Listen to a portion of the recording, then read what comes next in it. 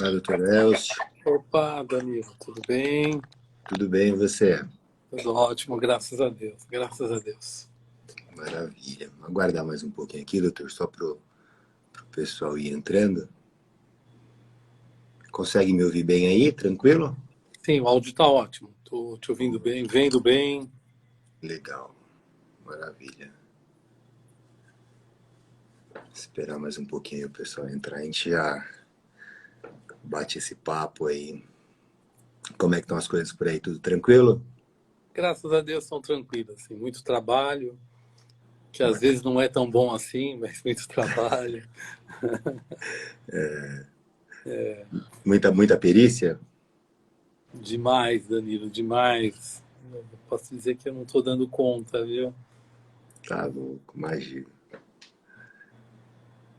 Nesse papo aí vai ficar claro aí o currículo do doutor e imagina o volume aí de perícias que acontecem, né? É, Aliás, acho que eu vou até fazer essa pergunta aí um pouquinho mais para frente. Aí. Quantas perícias por dia o doutor consegue fazer? Porque deve ser um volume grande aí, ter que laudar tudo isso depois e responder quesitação. é uma... É interessante, viu? Bem interessante. Eu tenho uma história de perícia. Se eu te contar quantas perícias eu já fiz, todas catalogadas, devidamente guardadas, Ô, é louco. impressionante. É impressionante. Catalogadas? Sim, sim, sim. É óbvio que é só da época dos discos, né? Porque antes a gente fazia os laudos, eles eram, quando eu comecei a fazer, eles eram datilografados, né? Para você ter ideia, né, Danilo? Nossa, Eram bastante. datilografados. E aí tem guardado ainda. Não, esses antigos, não tenho. Quando as mídias foram mudando, eu ia mudando também a mídia de armazenamento, né? Uhum. Tá? Que tinha um, não sei se você lembra, era um disco quadrado molinho. Lembro. Depois Disquete, veio você fala? não, ele foi antes, era o precursor do disquete. Olha aí, não, não. Depois veio o disquete, né? Era o precursor do disquete. Que legal. Mas Aí depois guardou no disquete, depois veio aí para. eu fui atualizando as mídias, né? Tá? Legal. Ó, tá dando 8 horas aqui. Esperar mais 2 minutinhos, doutor, só para ver se Não, acho que não tá tem entrando problema algum não. pessoal. Deixa eu ver aqui. Não tem Tati, problema. Tati Glabian entrou. Maria Soraya. B. Pereira. Amanda Letícia. Doutora Amanda. Doutora Amanda, ô Elcio, ela te conheceu, ela te viu com certeza num curso que nós fizemos há bastante tempo. Ela foi uma das primeiras pessoas a chegar, se não me engano. A doutora Amanda, confirma depois aí, doutora Amanda, mas acho que você foi uma das primeiras mesmo, né? Lembro que a doutora ficou, acho que no cantinho esquerdo lá. Foi um curso sensacional aquele lá, viu? É, né? Davizinho, Andruga, ó, tá entrando uma galera aqui. Aliás, foi um divisor de águas, viu? Foi um divisor de águas aí, aquele curso pra gente. Mas, mas você sabe, Danilo, nos últimos anos a gente tem se dedicado, né, a esse relacionamento maior entre os pares, não só entre profissionais médicos, mas como também operadores do direito, né? São coisas muito interessantes. Gostaria até de tecer alguns comentários no curso da live, né? Verdade, eu acho que e é importante isso, né? As partes elas ficam muitas vezes distantes, né, doutor Elcio? Perito de um lado, o advogado do outro, se fala um pouco e mal, assim, Você sabe que muito pelas. na quinta-feira passada, quinta-feira agora, teve um encontro de juízes federais, né? Foi capitaneado pela JUFESP e pela Escola de Magistratura. E é interessante o tema, perspectivas futuras. E eles me Legal. chamaram para dar uma palestra e um assunto muito interessante que tem muito a ver com essas discussões que a gente tem feito, que é controvérsias em perícia médica.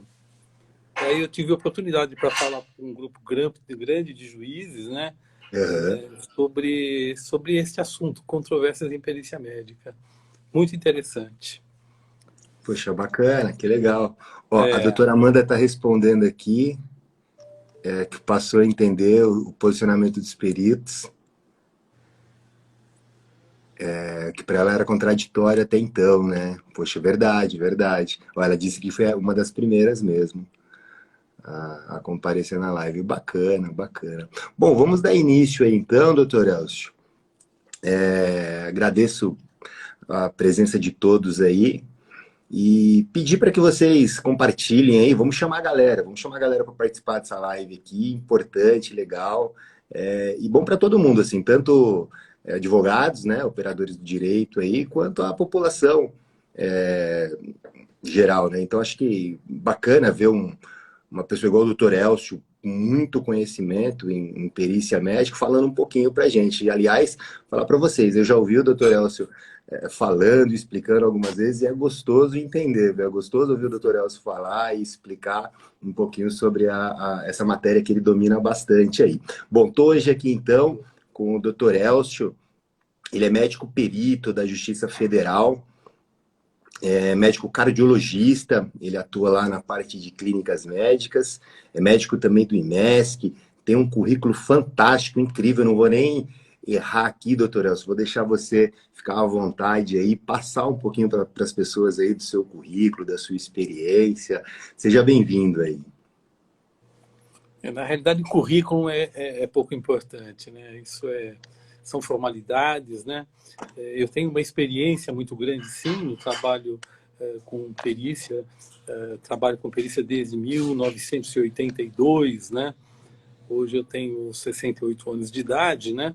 E desde essa época eu trabalho com perícia. Nos últimos 4 a 5 anos, com minha aposentadoria, estou me dedicando praticamente só à perícia judicial.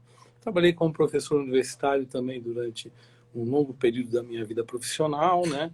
E hoje acho que o meu maior status e currículo é ser avô do Isaac e da Anastácia, né? Isso é o topo que eu cheguei da minha vida, é onde eu estou hoje, né? Tá? E nos últimos anos também a gente tem feito um trabalho bastante intenso, né? Para trabalhar com os nossos pares, né? Os nossos pares que eu digo são os operadores de direito, né? E também temos trabalhado na difusão do conhecimento. Tenho tido o prazer e o privilégio de fazer parte no ensino dos médicos residentes do Instituto Oscar Freire, da Faculdade de Medicina da Universidade de São Paulo, que é a única universidade no Brasil que forma especialistas em medicina legal e perícia médica. Eu sou responsável pelo trabalho prático da área de civil no IMESC, né? No Juizado Federal eu trabalho desde o início do Juizado Federal, quando ainda era ali na Rota Mandaré, na Liberdade, foi quando eu comecei a trabalhar no Juizado Federal. Então a gente tem assim uma experiência profissional grande. E a gente tem uma característica, a gente gosta de estudar, gosta, então faz com que a gente vá se aprimorando com o tempo, né?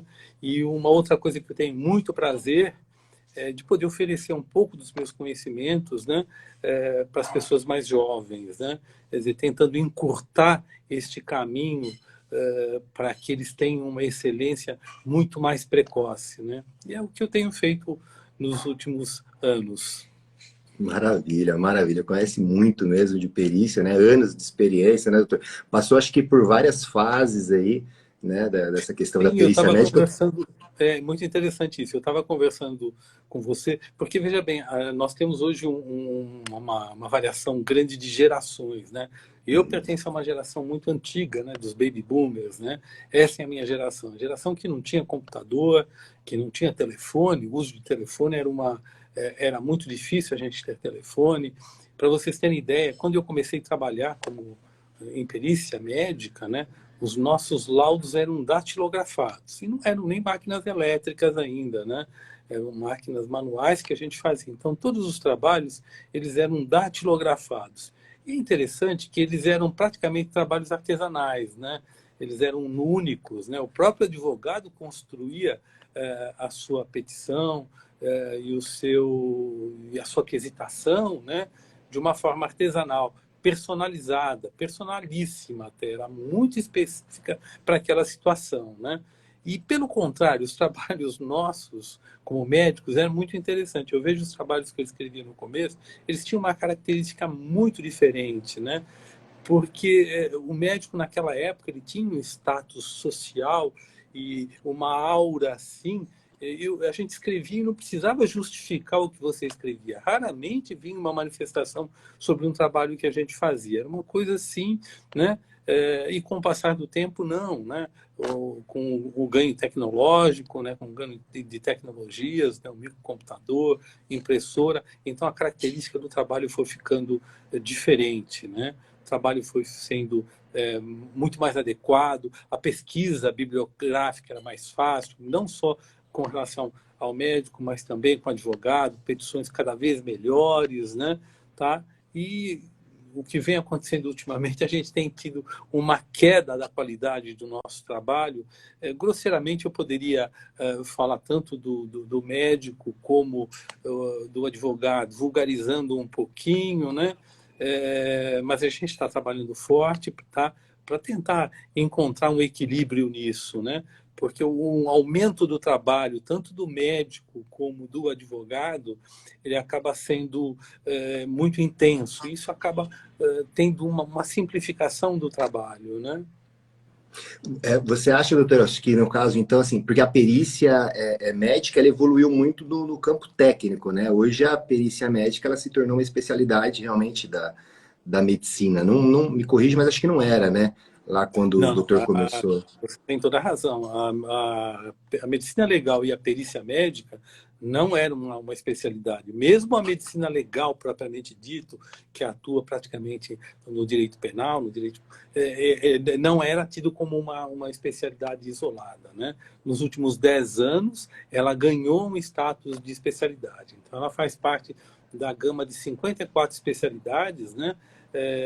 Especialidades médicas. Então, há 10 anos ela é uma especialidade mesmo, né? Uhum. E isso é muito interessante, porque o padrão ouro de especialização, padrão ouro de especialização do médico é a residência médica. Esse é o padrão ouro. Você acaba a residência médica, você pode prestar o título de especialista e, se você é aprovado, obviamente você ganha o título de especialista, né? Tá?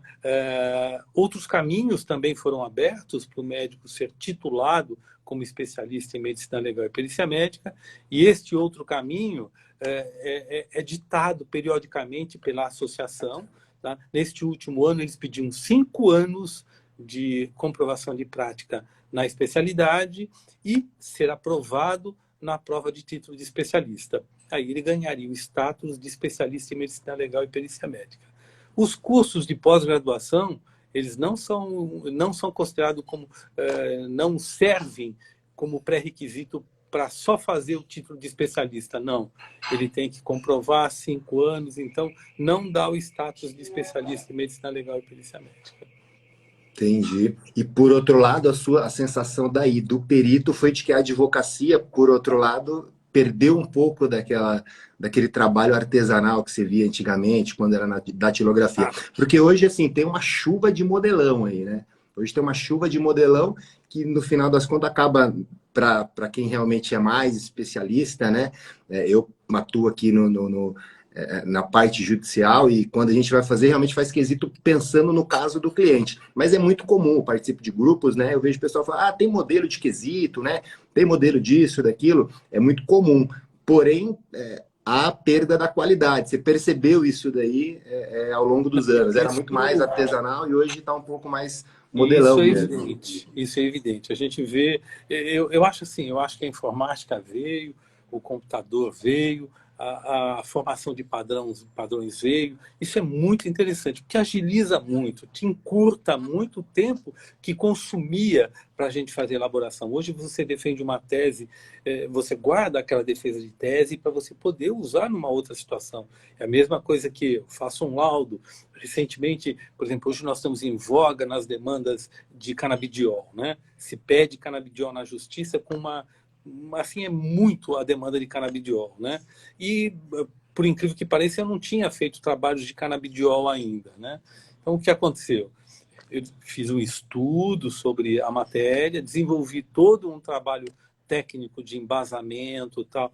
Esse estudo todo que eu fiz, que demorei, sei lá, 12, 18 horas nesse estudo, para a formatação de uma apresentação, de uma fundamentação, isso eu vou utilizar posteriormente. Então, esse tempo eu vou poder utilizar para uma outra situação. Então, o computador, essas informações, os modelos e os padrões ajudam muito. Mas, obviamente, isso é muito claro para mim, ele precisa ser personalizado, né? Ele precisa ter uma identidade com o que você está pedindo, mesmo que seja uma demanda que não tenha uma demanda de alta complexidade. Nós, em perícia, né, vimos que uma demanda, por exemplo, de previdência social, não é uma demanda que a gente, como médico perito, entende que seja uma demanda de complexidade. Veja bem, complexidade que eu estou dizendo não é importância, porque a importância é muito grande, né? Eu digo complexidade do trabalho técnico. Tá? Por quê? Porque ela discute uma coisa bem estreita, né? Ela discute a questão da capacidade laborativa, ainda que tenha várias conotações, vários nuances na apuração da capacidade laborativa do ponto de vista médico, né?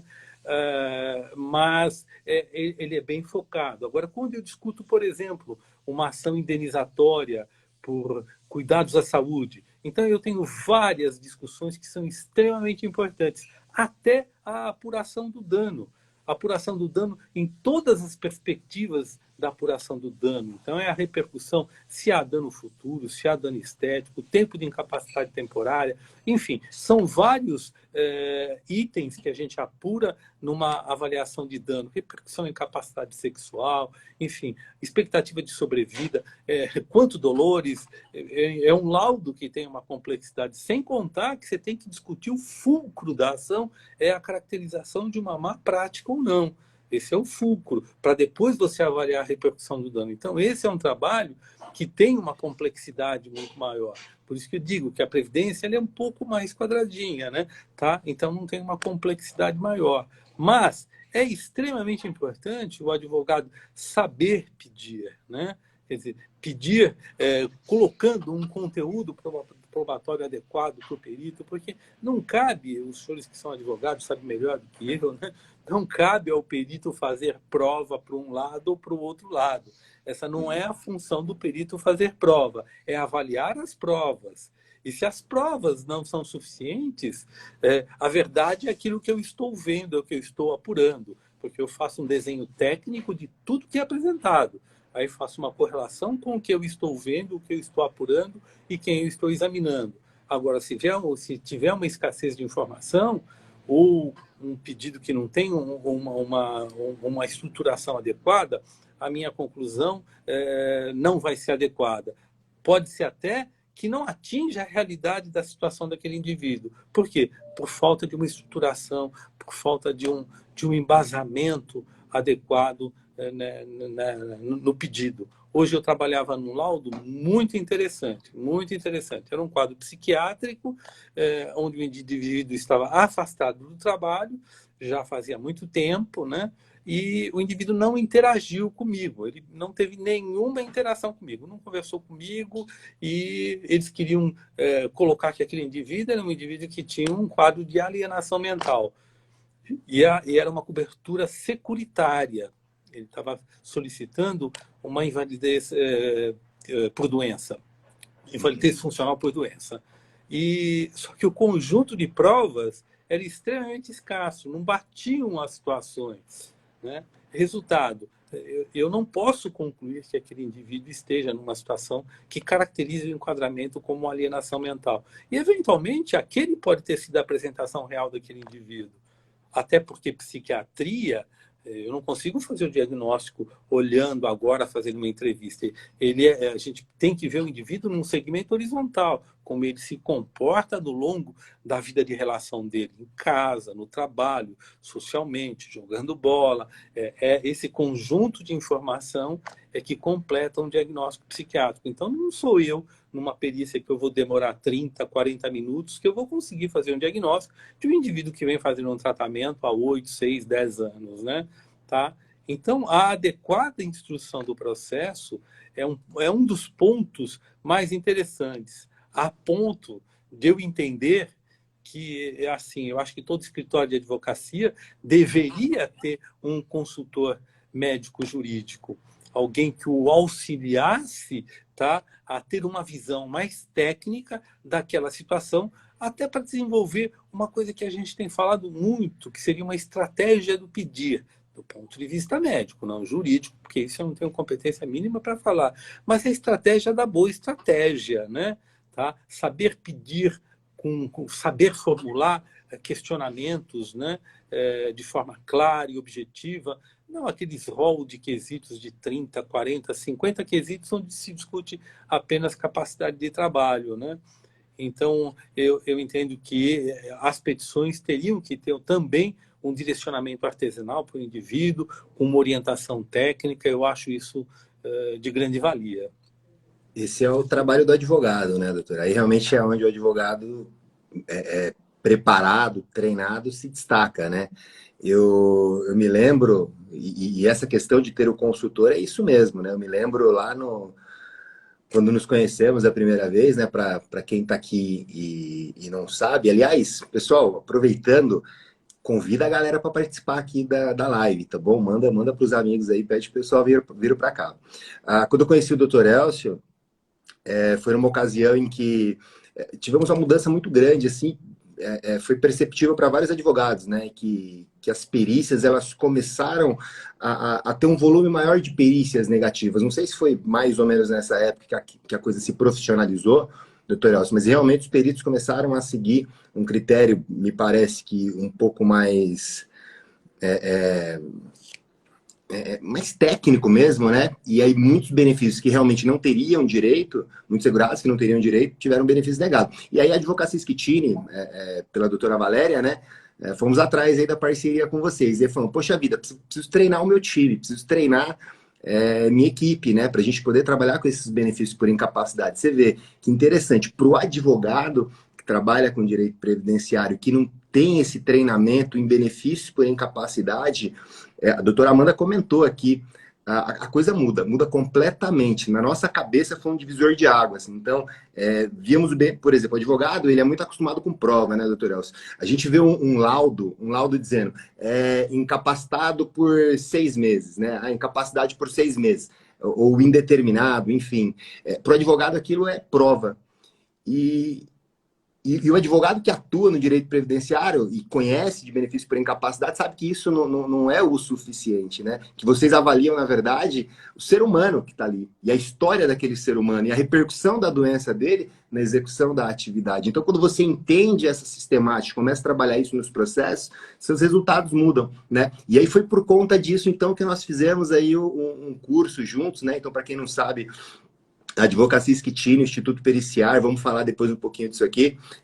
Montamos um curso preparando aí os advogados para trabalhar com benefícios por incapacidade, e é um curso incrível, feito com muito carinho mesmo, né? Tem a participação do Dr. Elcio, que é cardiologista, do Jonas, que é um ortopedista fantástico, o Richard também conhece tudo de psiquiatria, então bem interessante mesmo. Quem tiver interesse depois, entra tá na bio, acho que do Instituto Periciar, então entrem aí no Instagram do Instituto Periciar, lá na bio tem um grupo de WhatsApp, vocês vão poder participar e ficar por dentro depois de como vai acontecer esse curso. O curso é incrível, tem tanto a parte jurídica quanto a parte médica, vocês vão poder ouvir esses profissionais incríveis aí falando um pouquinho sobre benefício por incapacidade. E então, doutor Elcio, bom, você percebeu então que os advogados antigamente tinham uma qualidade melhor e essa qualidade diminuiu mesmo. Diminuiu por conta muito desses modelões e pela falta de preparação no benefício por incapacidade. O que mais você tem percebido aí que tem sido as falhas ou as dificuldades dos advogados no dia a dia, no que tange a perícia médica, né, do ponto de vista do médico perito? Além dessa má instrução processual, né, dessa falta de documentação correta aí. Aliás, no curso nós explicamos isso. Hierarquia de documentos, o Jonas acho que vai falar disso na próxima live. Hierarquia, o que é importante você juntar, o que não é importante. O que mais, doutor Elcio, você tem visto aí realmente que os advogados têm comido bola no que tange a visão da perícia médica? Danilo, são vários aspectos, né, que a gente analisa. Como a gente atua em diversas áreas da perícia judicial, eu não trabalho só com perícia previdenciária, eu trabalho com toda a gama de perícias da área civil, a gente atua. Mas na área previdenciária, o que a gente nota é a questão conceitual mesmo, né? Muitas vezes o advogado, eu sei que são matérias médicas, né?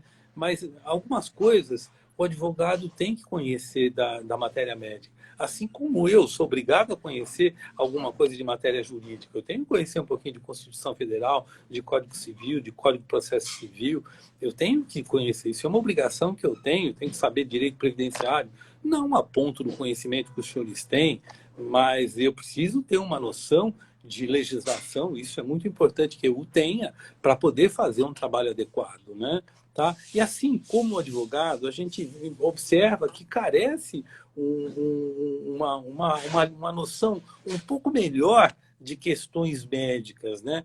A Previdência sofreu isso durante muito tempo, chegando até mudar o nome do benefício, né? Que era auxílio-doença, eles passaram a usar auxílio por incapacidade temporária, né? Ou seja, dando o recado que não era a questão de o indivíduo estar ou ter doença, né? E sim o quadro mórbido determinar uma situação de incapacidade, né? Tá? E existem também alguns preconceitos. Preconceitos são conceitos anteriores, né? Você tem um preconceito, você não conhece e tem o conceito de uma coisa que você não conhece. Isso é preconceito. Então, existem alguns preconceitos, por exemplo, que o advogado tem. Então, o indivíduo que é submetido, por exemplo, a uma cirurgia cardíaca, ele passou a ser cardiopata grave, porque ele foi operado do coração, que é um grande engano, né? Até ele pode ter uma cardiopatia grave sendo operado, mas eu garanto para os senhores que será uma situação de exceção. A regra é que ele vai estar numa condição muito melhor do que antes que ele operou. Se ele tinha uma árvore coronariana, as artérias com grandes obstruções, a ponto de demandar um procedimento invasivo como a cirurgia, é feito um procedimento que a gente chama de revascularizar, ou seja, criar fluxos arteriais, criar uma irrigação sanguínea alternativa para o coração. Então, aquele coração, depois que operou, obviamente, ele está melhor do que antes que ele operou.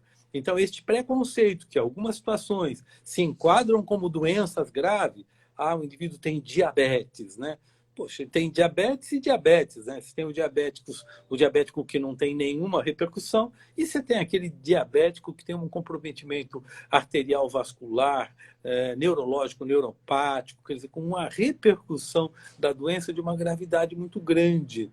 E, normalmente, o advogado, por desconhecimento, ele acaba rotulando todo o diabético como tendo um quadro que o diabetes é uma doença grave, ou desde que não bem tratado e desde que tenha repercussões significativas. Senão, não dá para a gente enquadrar como uma doença que seja uma doença grave, né? Tá? Então, a gente vê que é uma lacuna na formação, nessa relação do médica com o advogado, né? Tá? Então, o advogado precisaria conhecer um pouquinho melhor, ter uma noção um pouco melhor, até para saber o momento que ele falou, opa, não, aqui eu vou pedir para um médico vir dar uma olhadinha, me ajudar. E do ponto de vista médico também, a gente tem que mostrar para os senhores o seguinte, a nossa formação profissional médica dos bancos das universidades, ela é uma que nós chamamos de assistencial, né? A finalidade é preventiva e curativa.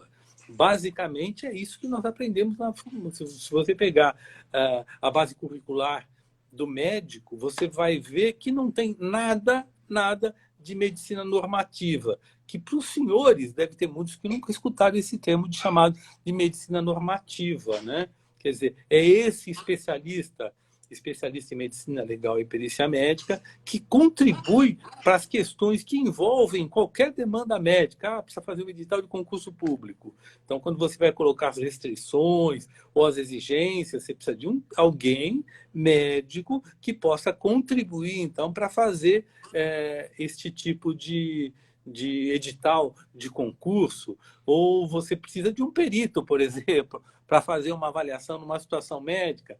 Você precisa de um profissional que tenha conhecimento, que ele saiba conhecer um processo, saber o que é um pedido inicial, o que é um vício saneador, enfim, ele conseguir transitar dentro de um processo para poder prestar a informação necessária, né? Ele está avaliando o benefício por incapacidade temporária, ele tem que saber que é obrigação dele fazer a fixação de uma data de início de incapacidade. Ele não pode simplesmente dizer não dá para fixar. Não, ele não pode fazer isso. Ele pode dizer, olha, eu preciso disso, mais aquilo, para poder fazer a fixação. Por quê? Se é uma característica importante para a concessão desse benefício, a fixação da data, há de se impor que se coloque. E se a questão é médica, tem que ser um médico que tem que avaliar, mesmo que seja uma data empírica, baseada em conhecimento de fisiopatologia e informações médicas apresentadas, né? Então, esse é um ponto que a gente volta a dizer, é a questão do médico, né, tendo um trabalho paralelo com o operador de direito, né? Outra coisa que a gente vê também, Danilo, é a questão de conjunto documental. E a gente, até nesse seminário que eu estava falando com os juízes federais, eu comentava com ele, a gente vê as duas situações. Um conteúdo probatório escasso, pobre, sem informação, ou o indivíduo coloca 3.000 páginas de documentos, e são documentos que não têm, não se prestam para que nós, peritos, precisamos. Simplesmente, ele aumenta muito o trabalho do perito e, de certa forma, também um pouquinho a satisfação do perito em fazer aquele trabalho.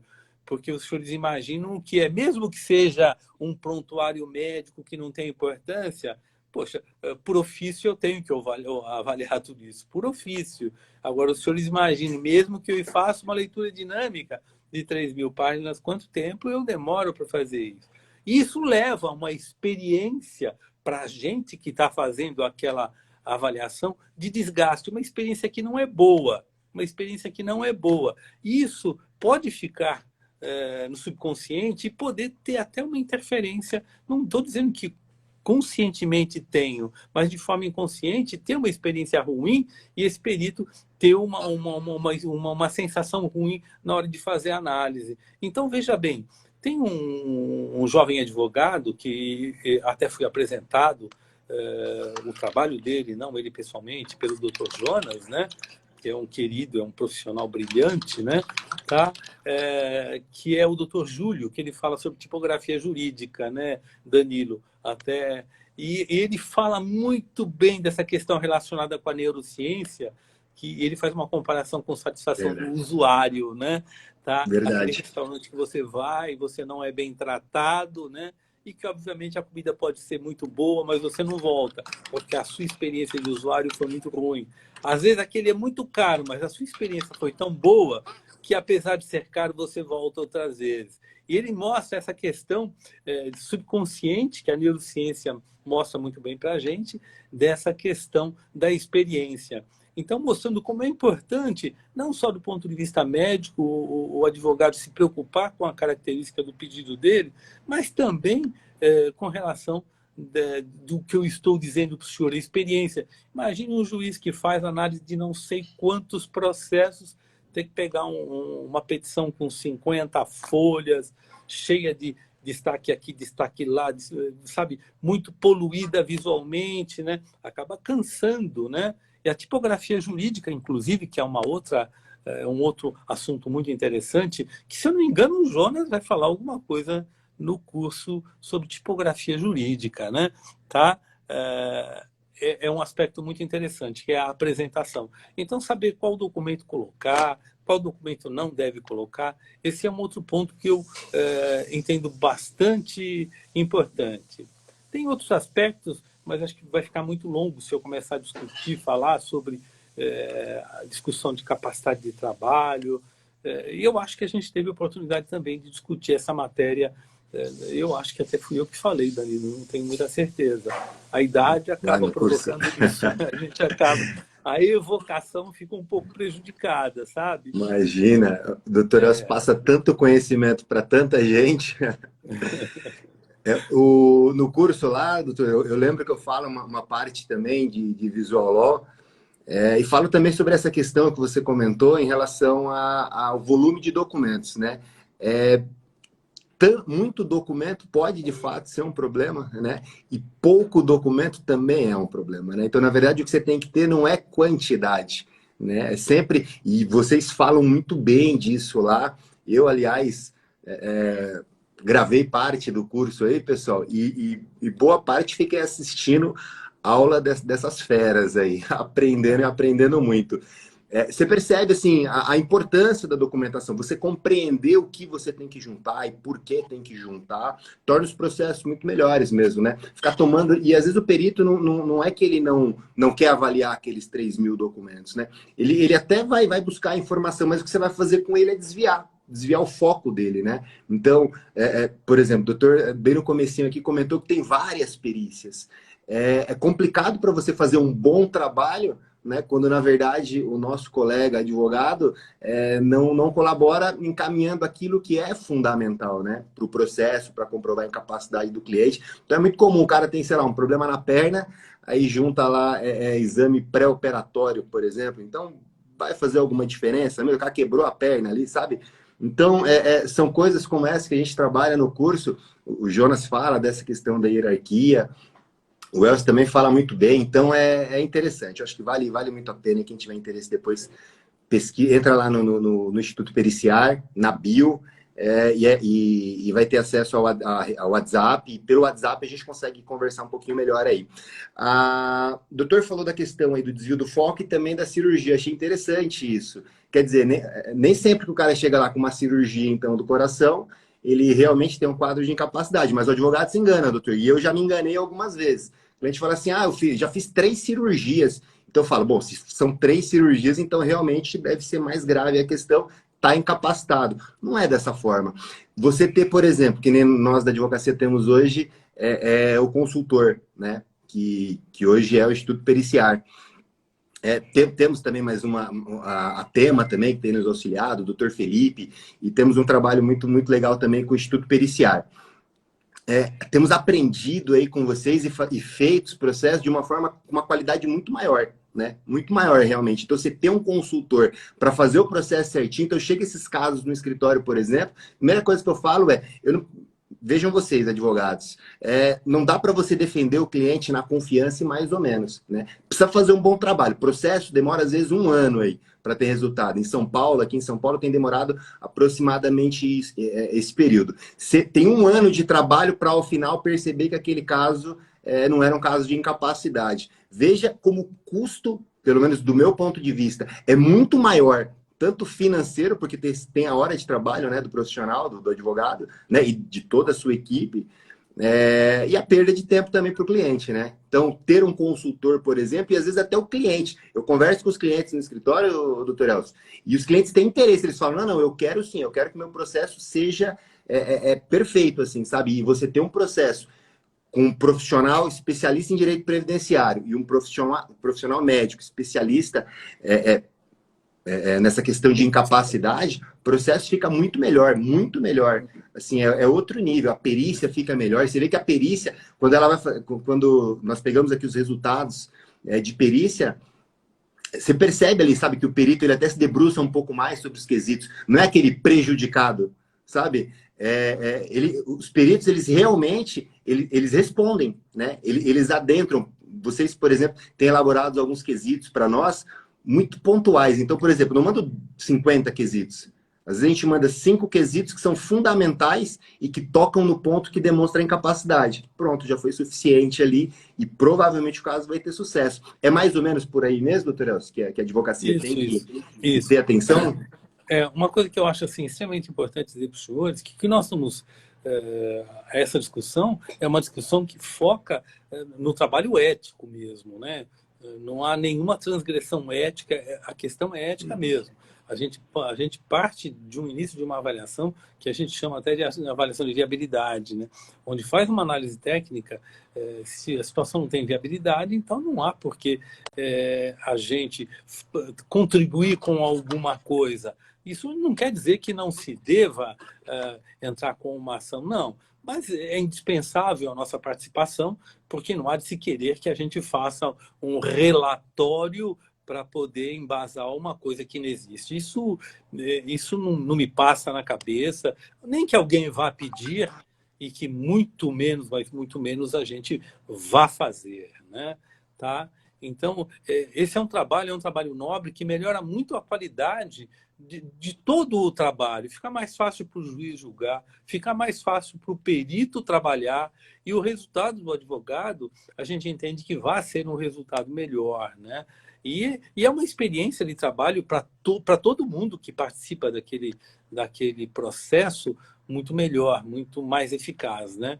Isso a gente acredita, tem convicção, e é interessante que eu fiz uma palestra, essa palestra que eu disse para vocês, tudo isso que eu estou dizendo para os senhores, dando uma pincelada, eu conversei com uns magistrados. E é interessante que o grupo de magistrados que a gente falou era um dos juizados, né, federais, né, da Justiça Federal e do Juizado Federal Especial, tá?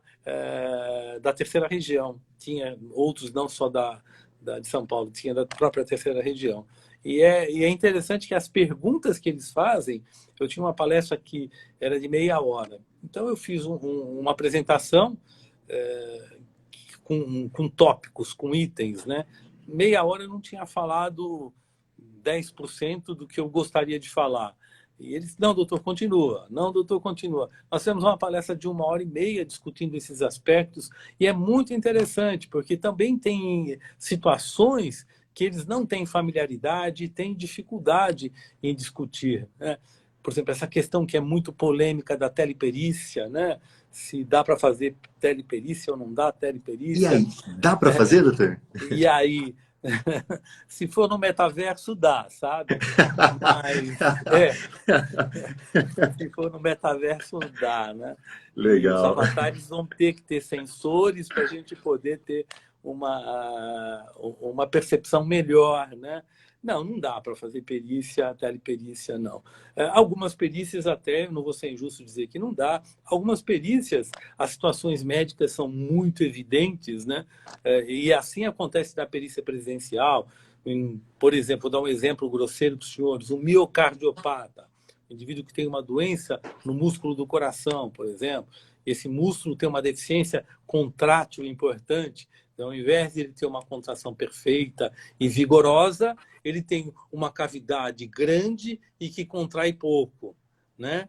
Tá certo? Isso nós chamamos de uma disfunção miocárdica. O indivíduo tem uma função ventricular ruim. Então, qualquer situação que aumente a necessidade de trabalho do coração, qualquer esforço, como falar, andar, correr, depende do esforço e depende da disfunção. Esse indivíduo vai ter manifestação de sintoma. E é isso, a gente consegue aferir com alguns exames, por exemplo, um ecodopplercardiograma.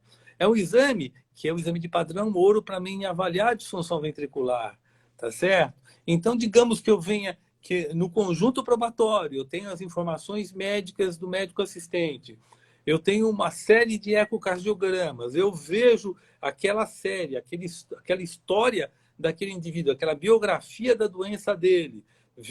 Aquilo, para mim, o exame dele vai ser só para a forma, a depender, obviamente, do grau de disfunção que ele tiver. Então, essa é uma perícia que eu consigo fazer teleperícia, porque a prova documental ela se sobrepõe à avaliação pericial, avaliação clínica, avaliação médica. Mas o Jonas, por exemplo, dificilmente, como ortopedista, ele vai conseguir dar um parecer, porque ele depende fundamentalmente do exame físico do indivíduo, da avaliação do exame físico. Ele precisa medir, por exemplo, o perímetro do braço, ele precisa medir o perímetro da coxa, comparar com o outro lado, avaliar a amplitude de movimento de uma articulação, né? Muitas vezes ver se tem uma diferença térmica de um membro e outro. Enfim, são situações que a gente não consegue, através de uma teleperícia, você chegar a essa conclusão. Aí vocês devem estar pensando, então em psiquiatria dá. Não, em psiquiatria é pior ainda, tá? Assim, mas o Interessante. psiquiatra não examina. Depende do que a gente chama de exame, né? Tá? As percepções a gente tem conversando com as pessoas, não é verdade? Vendo atitudes, observando, e as teleperícias são feitas só em 2 dimensões, né? Tá? E você não tem a percepção de realidade em 2 dimensões. Quando você tem 3 dimensões, onde você tem a percepção de profundidade, né, que seria 3D, se usam óculos hoje para fazer avaliações em 3D, você já tem uma percepção diferente. Mas, mesmo assim, a questão do ambiente físico mesmo, né? Dessa relação, porque eu estou falando com os senhores, estão vendo só meu rosto. Os senhores não estão vendo o meu restante de gestual, nem nada. Eu não estou vendo os senhores, né? E essa interação, então, fica muito prejudicada. E nem em psiquiatria a gente consegue fazer teleperícia, que é muito diferente de uma consulta com um psiquiatra assistencial. Dá tranquilo. Dá para fazer muito, muito tranquilo, dá para fazer, tá certo? É muito diferente, né? Tá? Os Então, objetivos são diferentes, né? teleperícia é situação ímpar, não é a habitualidade. A maior parte das vezes nós não conseguimos ter uma análise. O médico fala, eu faço, eu desafio, eu duvido. Agora, situações óbvias, como eu disse para os senhores, não. Essas a gente até consegue fazer até de forma indireta, né? Muitas vezes a situação que o exame não vai me contribuir nada. O indivíduo está numa situação de coma, por exemplo. Eu fui examinar ele, vai adiantar o quê? Absolutamente nada. É uma situação que ele não vai ter nenhuma interação comigo, o exame não vai me trazer nenhuma informação adicional, né?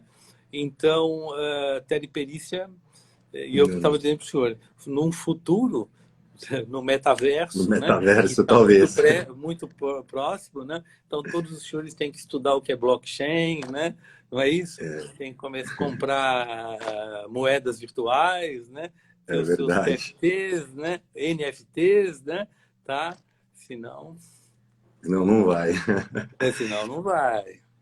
Essa questão de perícia à distância teve a resolução, acho que 317, se não me engano, do CNJ, que falava sobre isso, mas ali tinha uma questão de possibilidade, o advogado poderia, se não quisesse, né, não fazer essa perícia, e de fato, né, não parece ser algo que o perito vai conseguir se aprofundar como deve, né? Aliás, os casos que são doutor como perito judicial pega questões realmente controvertidas, né? Então, dificilmente vai pegar um caso que é tão simples assim para fazer uma perícia à distância, né? A maioria das perícias são, eu imagino, né, são realmente mais complexas, porque já passaram pela perícia do INSS, que entendeu pela capacidade, né? Por isso surgiu o litígio e está sendo discutido judicialmente. Então, me parece que realmente precisa de um aprofundamento maior, e acho que teria que ser realmente presencial. Acho que essa online aí fica prejudicada. Bom, temos algumas perguntas aqui. Pessoal, manda pergunta aí, fiquem à vontade, tá?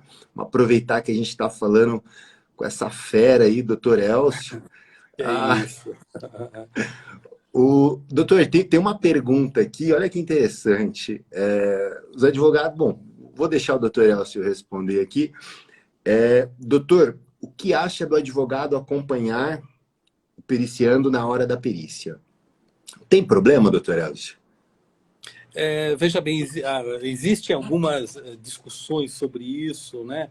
Existem alguns pré-conceitos sobre isso, né?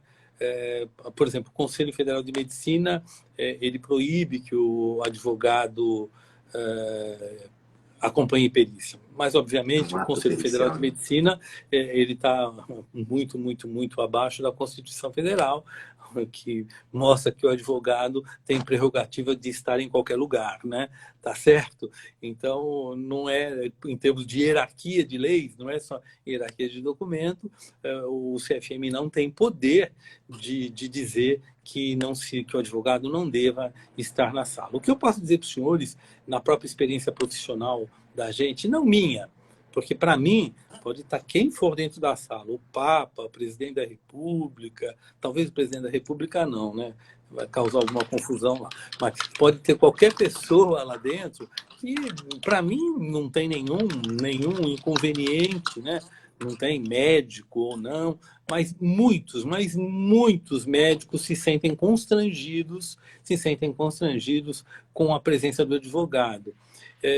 isso, não na questão do direito previdenciário, que isso não acontece, mas na área civil, onde nós temos dois advogados e duas partes, né?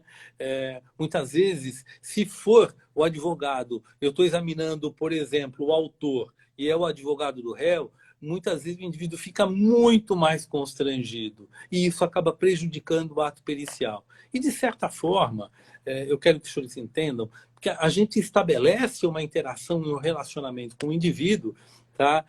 São técnicas médico-legais de abordagem, né? Então a gente precisa ganhar a empatia, ganhar a confiança do indivíduo, tá certo? Até para você obter as informações mais precisas, né? Tá? O exame também, você ganha no seu exame físico, se o indivíduo for um indivíduo que é colaborativo. Isso tudo se estabelece num ambiente.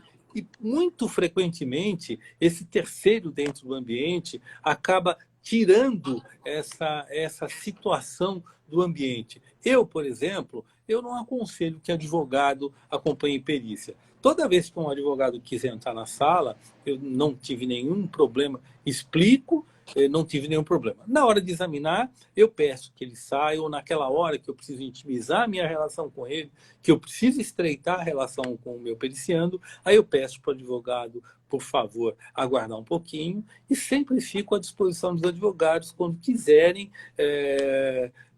participar alguma informação, tá? Que equivocadamente muitos advogados quando vêm, e aí, doutor, eles querem que a gente faça uma antecipação do laudo, né? Obviamente isso a gente não pode fazer, porque o laudo é apresentado para o juiz, né? Tá? O juiz é que abre o laudo para as partes. Eu não posso antecipar o resultado de um laudo, porque isso eu não tenho competência para fazer isso, né? Mas muitos advogados perguntam: e aí, doutor, o que o senhor achou, né? A gente, obviamente, não adianta nada, né? Mas, às vezes, a pessoa se sente mais confiante com o advogado conversando com o médico, puxa, olha, o advogado dá maior relevância, mais importância para o trabalho do advogado, até porque, vocês imaginem, ele sai do escritório, vem até lá, para acompanhar, para dar conforto, para dar segurança para aquela parte, eu não falo com o advogado. É muito ruim, não é nem elegante, não é nem ético, e acaba desvalorizando este trabalho tão importante dos senhores advogados. Então, quando a gente fala em palestras, em aulas para os nossos alunos, é o que a gente fala. A gente nós não estamos discutindo contra ninguém, né? Nós fazemos uma parte que é a avaliação com isenção, né? Essa é a nossa função. Agora, a gente está sempre à disposição do advogado. E entendo que o advogado deva criticar o laudo. Se o laudo não tem... se ele entende que existe inconsistência, deve questionar o laudo. E eu fico muito feliz quando um laudo é questionado. Obviamente com conteúdo inteligente, com conteúdo não assim, o senhor perito nem olhou para o devido, aquelas situações que não são nem elegantes, né? Nem elegantes, que na realidade elas desqualificam quem está fazendo a crítica, né? Na realidade é o que acontece. O indivíduo se desqualifica quando faz uma crítica muito ruim, né? Agora, uma crítica inteligente, perspicaz, o perito fala: opa, então isso é muito interessante, né? Porque a gente cresce também na nossa avaliação, tá? Mas quando a crítica é muito ruim, aí o indivíduo se desqualifica, né? Tá? Mas eu não tenho nada contra advogado dentro da perícia. No Juizado Federal, existe uma norma, ainda que a Constituição diga o contrário, mas que o advogado não pode estar em sala de perícia, né? Tá? E isso pelo presidente do tribunal, né? E ainda está vigente, ela não foi revogada, né? Então, a gente transfere essa incumbência para o setor administrativo, e aí, se o advogado quiser, ele tem que peticionar ao juiz a solicitação que ele esteja em perícia. E digo para os senhores que o perito também pode não se sentir à vontade e alegar fora o pessoal e dizer que não vai fazer a perícia por conta que ele se sente intimidado. Agora, eu acho que não tem que acontecer. Agora, eu já vivi algumas situações do advogado chegar pondo o dedo no nariz assim da gente, né? Isso não sem você dizer nada, né? com uma prepotência Já chegou assim, com uma carga negativa na já. perícia. Mas graças a Deus isso é exceção da exceção. Mas já vivi, até pelo longo período de trabalho, de experiência profissionais, a gente acaba vendo situações assim atípicas, que a gente faz questão de ressaltar, do ponto de vista pedagógico, para os nossos alunos, para os novos peritos, saberem o que devem fazer em situações como essa, e para os nossos colegas advogados, operadores do direito, serem mais elegantes, né? Os senhores, melhor do que eu, sabem que tem uma figura chamada urbanidade processual, né? E a urbanidade processual é uma coisa extremamente importante. Mas eu já É, tive frente a de situações fato, como...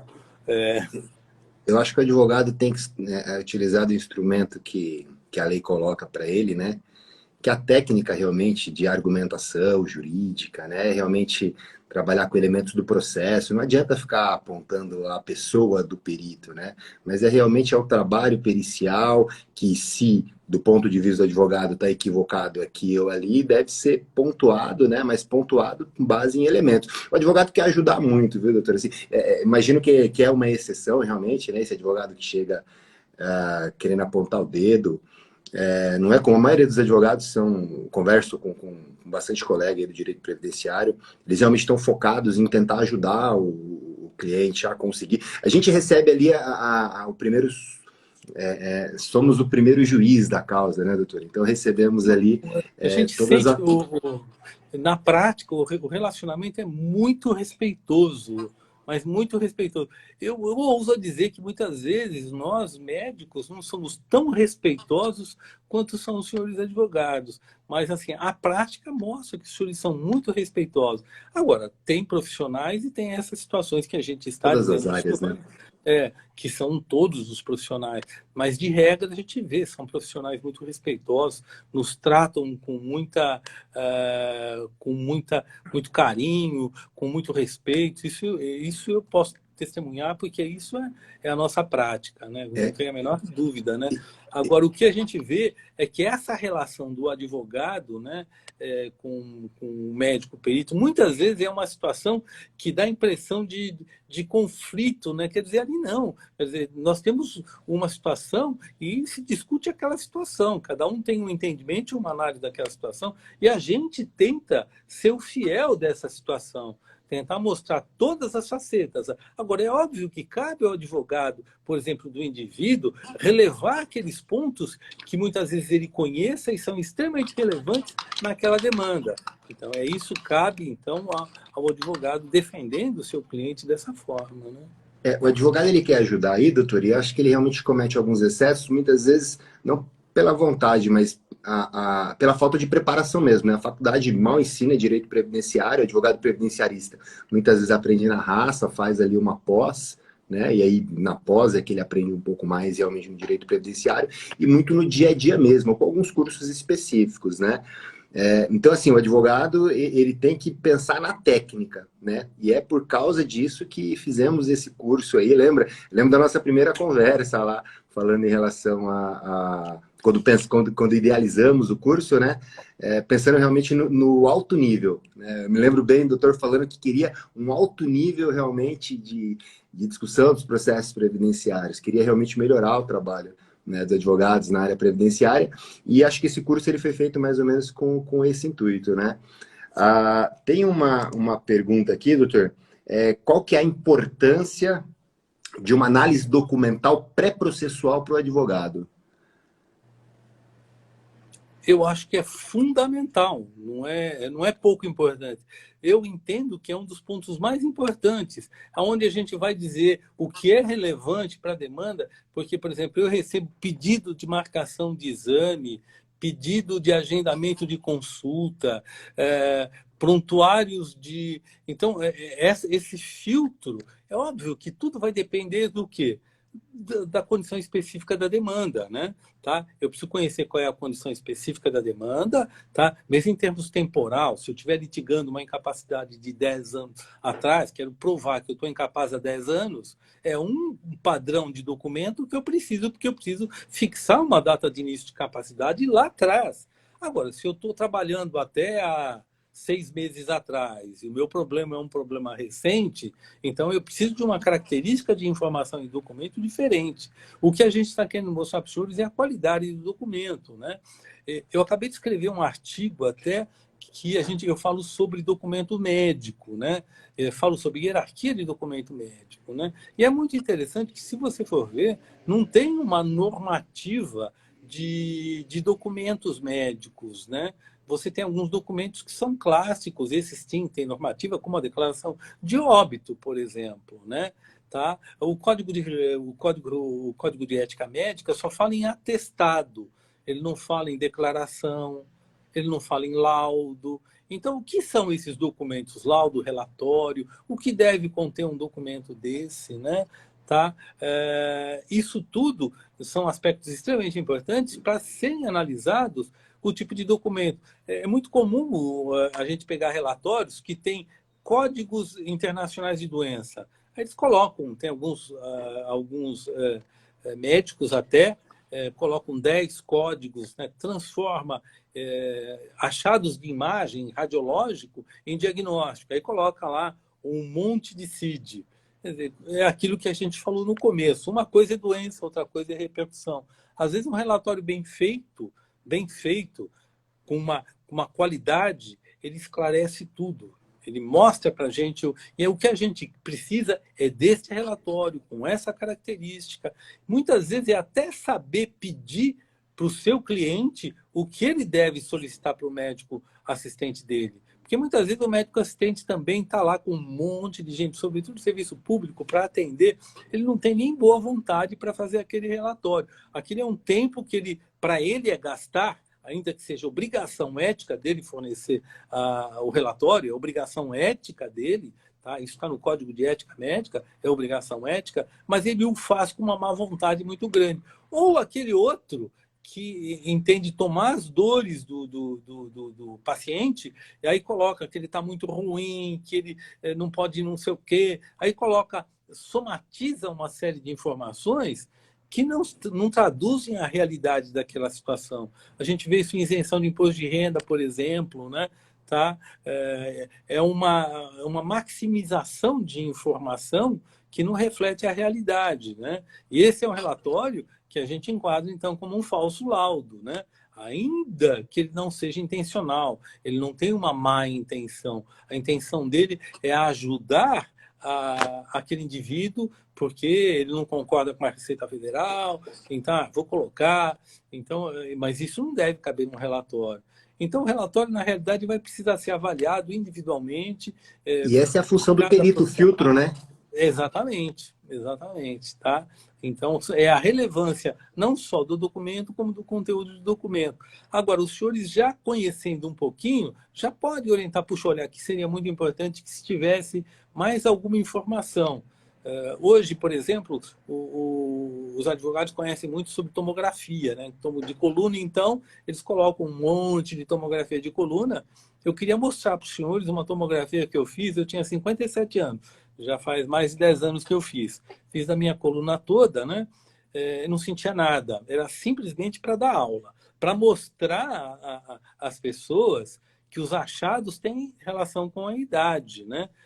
Os senhores podem ficar até assustados que eu vou falar. A coluna começa a envelhecer quando a gente tem uns 18 anos, a coluna já começa a envelhecer. Ela já começa o processo de envelhecimento. O metabolismo ósseo já começa a ser diferente. Tá? Então, a gente não pode valorizar só o achado de imagem, né? Eu, por exemplo, já fui alto, já tive 1,71 m, né? Hoje eu tenho 1,68 m. Por quê? Porque o corpo vertebral também sofre uma diminuição de tamanho pela mudança da composição da estrutura óssea. O meu disco intervertebral, ele acaba desidratando, ele diminui também em milímetros o tamanho do disco vertebral. A minha curvatura acaba mudando, né? A curvatura da coluna acaba tendo uma mudança e a gente então tem a altura da gente diminui. E, obviamente, se eu fizer um exame radiológico da minha coluna, ele vai ter um comprometimento importante. E isso não quer dizer que, às vezes, o indivíduo tem um comprometimento importante e tenha sintoma. Como o contrário é verdadeiro. clinicamente você avalia, ele tem um comprometimento de uma raiz nervosa muito importante e não tem uma coluna tão degenerada. Então, existem critérios analíticos para isto, né? E aí, assim, não sei, mas a técnica que eu utilizo lá no escritório, doutor Elcio, porque assim, não somos, somos advogados, não conhecemos profundamente da documentação médica. Eu pergunto para o cliente o seguinte: por que você não pode trabalhar? Por qual motivo? Quer dizer, ali eu já entendo exatamente o que impede ele. Quer dizer, toda a documentação, todas essas informações, elas ficam muitas vezes num segundo plano, porque na verdade é você entender o indivíduo, é, entender ele na atividade dele, o que de fato incapacita ele para o trabalho. Então, por exemplo, quando vai para a perícia, né, geralmente esse é o foco, né? Eu falo, pessoal, ó, se é essa informação, é isso aqui que precisa ficar então em evidência. Então, a documentação que eu separo com a minha equipe, geralmente é formada em cima disso, né? Desse problema específico. Todo o seu processo fica voltado para aquilo que de fato incapacita o segurado para a atividade dele, que é o que vai ser observado aí por vocês, né? Doutor Elcio, estamos chegando aqui em 1 hora de live. Pô, que gostoso estar conversando com você aqui. Alguém aqui, ó, show de informações. Pessoal, deixa eu ver se tem mais perguntas aqui. Vamos ver aqui se temos mais uma perguntinha.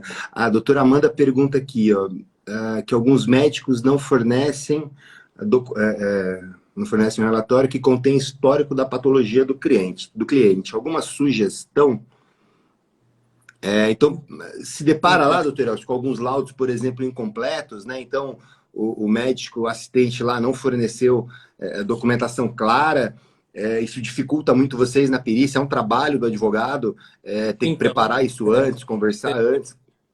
é exatamente isso. Eu acho que, como não existe uma normatização do que deve, existem algumas orientações éticas do que deve conter, mas a forma e conteúdo do que deve ter não tem, não é disciplinado, né? E outra, porque o relatório, ou o atestado ou a declaração, ele precisa ter um foco específico, né? E o próprio médico assistente não tem essa percepção da importância dessa informação. Muitos colocam que está incapacitado para o trabalho. E o médico sequer sabe o que o indivíduo faz, mas ele coloca que está incapacitado para o trabalho. Tá certo? Seria muito mais proveitoso se ele colocasse quais são as restrições que o indivíduo tem, o que ele encontrou de anormalidade, quais são as limitações que ele estabeleceu para aquele cliente dele. Então, digamos que o indivíduo teve uma fratura, que o tempo de consolidação é tanto, ele quer que o indivíduo fique afastado por uma melhor consolidação. Então, ele vai oferecer essa informação ao perito, tá? E o perito vai fazer a análise técnica da pertinência daquele pedido.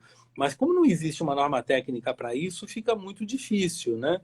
O que a gente muitas vezes tem orientado é que o advogado solicite para o próprio médico, encaminhar para o médico assistente o que ele precisa de informação. Sabe, olha, é importante para mim que o senhor coloque que existe alguma restrição, os resultados dos exames, nem que os encaminhe os exames, né, para poder acabar tendo uma informação mais delicada.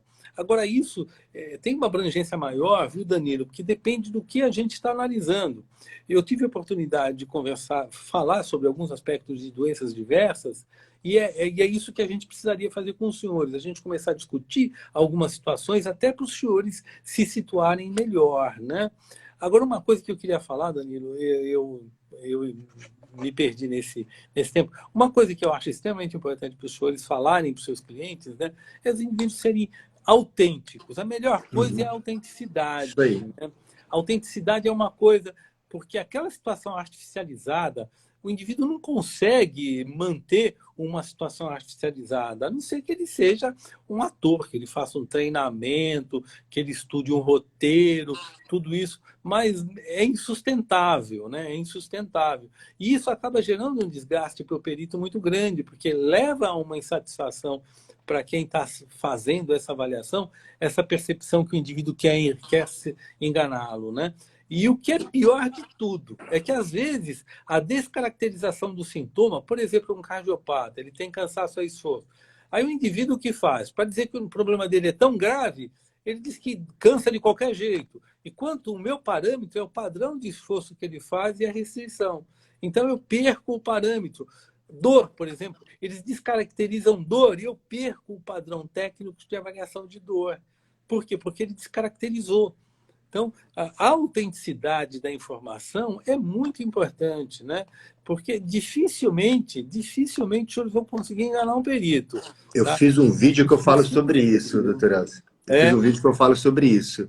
Postei lá nas nossas redes. Acho que assim, falando lá de algumas dicas para perícia, né? Aí o pessoal acha que vai ter realmente algo que, vou enganar o perito. Primeira coisa que você precisa entender é o seguinte: você não vai enganar o perito. O perito, ele tem formação em medicina, especialização aí na parte de perícia médica, está acostumado a fazer perícia e ouvir essas situações todos os dias. Então, assim, é muita pretensão você querer enganar o perito. E aí é onde que eu acho que está o principal problema, porque ele cai no descrédito. E é no descrédito que ele atrapalha toda a perícia e tem um resultado negativo. Certa vez, um cliente me enganou, doutor Elcio. Olha que interessante. Vou falar rapidamente, está acabando aqui. Ele foi no meu escritório de cadeira de rodas. Eu aprendi sobre hipertrofia muscular, né? Hipotrofia. hipotrofia. Hipotrofia. O que acontece? Ele foi lá no meu escritório e eu, inocente, trouxe um laudo dizendo que estava incapaz e tal. Falei, show de bola, era um senhor. Entrei com o processo. Eu até acredito que ele realmente tinha algum problema, mas não era o de mobilidade das pernas. O perito respondeu ao lado e falou que ele estava capaz. Eu falei, mas como assim? Ele foi no meu escritório de cadeira de rodas? Não é possível. E aí o perito explica tecnicamente, pela medição da perna dele, né? Fez a medição ali da perna dele e falou que não existia essa condição de hipotrofia, né? Então, da perda De muscular, desuso. De que desuso, seria, isso. que seria característica ali, então, realmente do desuso, né? E, enfim, e aí eu aprendi, falei, poxa vida, que interessante, né? Então, veja, é bobagem. Às vezes ele até tinha realmente um problema, né? Era um senhor que acredito que tinha algumas debilidades, ele tinha alguns laudos que aparentemente dava indícios de que havia uma situação de incapacidade, mas ele tentou forçar. E ali eu acho que ele perdeu por causa disso.